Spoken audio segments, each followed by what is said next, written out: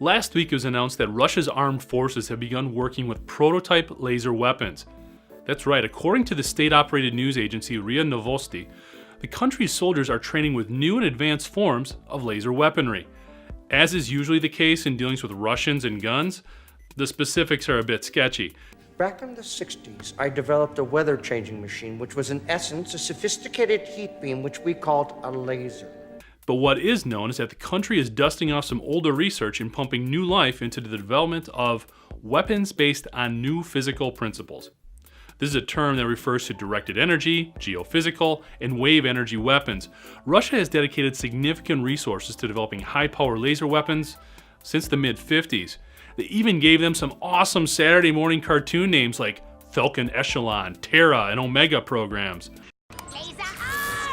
All of which focused on developing laser-based weapons for use on land, water, and even in space. Most weapon and military experts admit that Russia was the first country to achieve significant results in the field of laser weapons and progressed even more quickly than the US.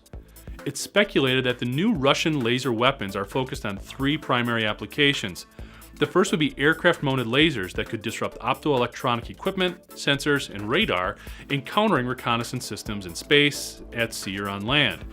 The US has similar weaponry, but its primary focus lies in targeting foreign intercontinental ballistic missiles and their mode of transport. Another would be unmanned aerial vehicles, UAVs or drones, used for sea-based ballistic missile defense, jamming electronic surveillance, and targeting homing guidance systems. Finally, these laser weapons could be used by ground forces in rendering any optical or electronic equipment ineffective, basically blinding the enemy on the ground.